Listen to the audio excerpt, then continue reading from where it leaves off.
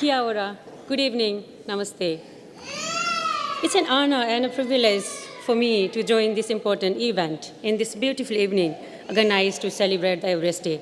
Happy Everest Day, everyone.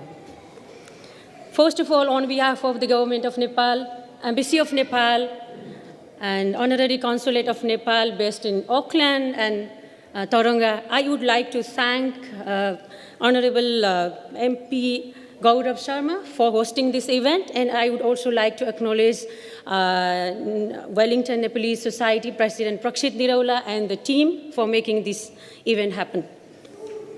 I would like to acknowledge the presence of Honorable Minister for Transport, Honorable Michael Wood, Minister for Inclusion, Diversity and Ethnic Communities, Honorable Priyanka Radhakrishnan, and Chair of the Himalayan Trust, Mr. Peter Hillary, and Honorary Consuls of Nepal, Mr. Peter Gibbs and Mr. Atmaram Khanal, and my embassy colleague, Mr. Yadav Koirala. I would also like to acknowledge the presence of President of Non-Resident Nepali Association, New Zealand, Mr. Lal Kesi, and my fellow members of Nepali diaspora. And I would also like to acknowledge the presence of very good friends of Nepal, all the people present here. For the last 1.5 years, we have been through a very unusual and difficult time brought by the COVID-19 pandemic. As we see today, New Zealand, Australia, and a few other countries appear to be well on top of managing the COVID-19, but Nepal and several other countries in the region are still in its grip.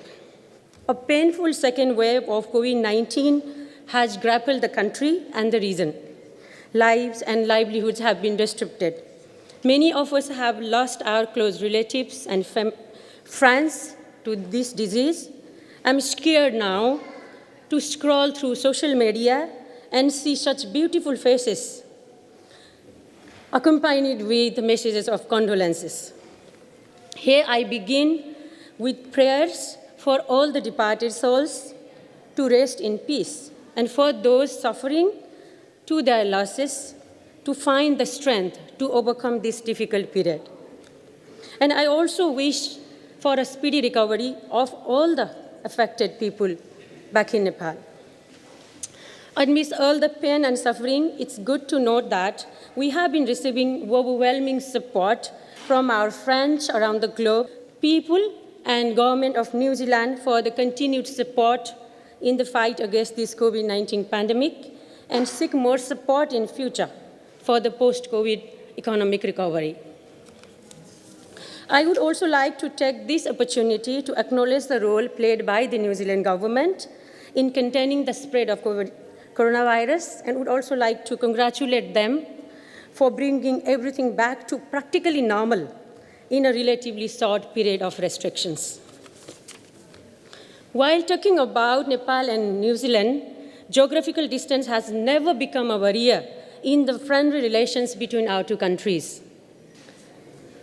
As we all know that it started early in 1953 when Sir Edmund Hillary from this beautiful country, together with Tenzing Norgay Sherpa of Nepal, successfully climbed Mount Everest, the world's highest peak. And I'm incredibly happy to witness the Everest Day celebration here in the Parliament of New Zealand today. And I pay my tribute to legendary heroes, both Sir Edmund Hillary and Tenzing Norgay Sherpa. I also acknowledge the role of our courageous and sturdy Sherpas, and in this. Nepal always appreciates the pioneering role played by the Sir Edmund Hillary in bringing the people of New Zealand closer towards Nepal, leaving an everlasting impression of the high mountains of Nepal with its splendid charm and beauty in the hearts of New Zealand people. Sir Hillary also helped to boost our relations, representing Nepal in New Zealand as honorary consul. And today I also remember Lady Hillary, though she is not present here. We are grateful for his voluntary works through the Himalayan Trust in building schools and hospitals in the upland villages, and we deeply value the support extended by his family. Mr. Peter Hillary is here, and the people support of the beautiful people of New Zealand and the New Zealand government towards continuing Sir Edmund Hillary's legacy in Nepal through annual contribution to the Himalayan Trust and support for other development projects.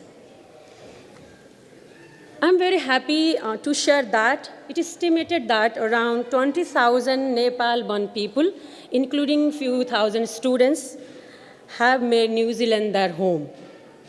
They have been the bridge and bond of our relations. There is no doubt that their role is crucial in further fostering our relations and making this country more multicultural.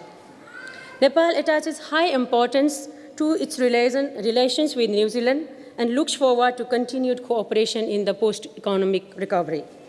I'm sure that, like all the pandemics and epidemics in the past, this pandemic will also come to an end very soon.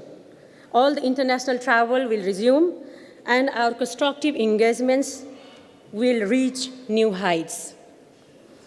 Finally, we can be confident that more New Zealanders will be able to visit Nepal, climb Mount Everest and other high mountains, and go trekking and enjoy unique beauty of Nepal. With this, I conclude my words. Thank you, everyone.